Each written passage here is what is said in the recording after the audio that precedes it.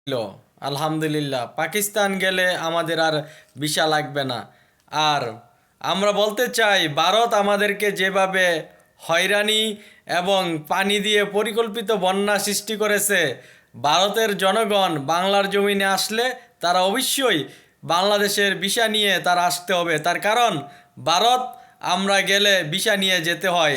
এতএব বৈষম্য মুক্ত বাংলাদেশে যেন কোনো বৈষম্য শিকার না হই আমরা, তাই বাংলাদেশে যদি ভারতের নাগরিক আসে অবশ্যই ভারতের নাগরিক বাংলাদেশের ভিসা নিয়ে আসতে হবে। এতএব এ বিষয়ে আমাদেরকে কাজ করতে হবে।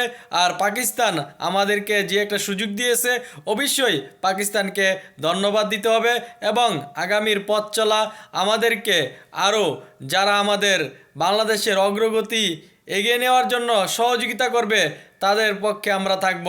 আর ভারতের যে ভূমিকা সেটা অত্যন্ত দুঃখজনক। ভারতের নরেন্দ্র মোদী আমাদের এই গণহত্যা এই ছাত্রদেরকে শহীদ করেছে। নরেন্দ্র মোদী এবং ভারত দুঃখ প্রকাশ করে নাই, বরঞ্চ খুনি হাসিনাকে ভারত জায়গা দিয়ে রেখেছে। এতএব আগামীর বাংলাদেশ আপনাকে আমাকে আমাদের অধিকার নিয়ে কথা বলতে হবে।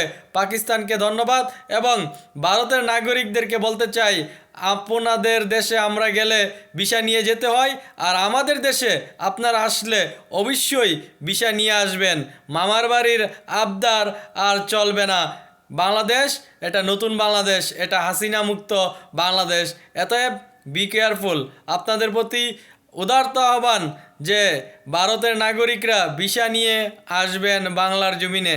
এতএব আমরা যেমন ভিসা নিয়ে আপনাদের দেশে যাই সমানে সমান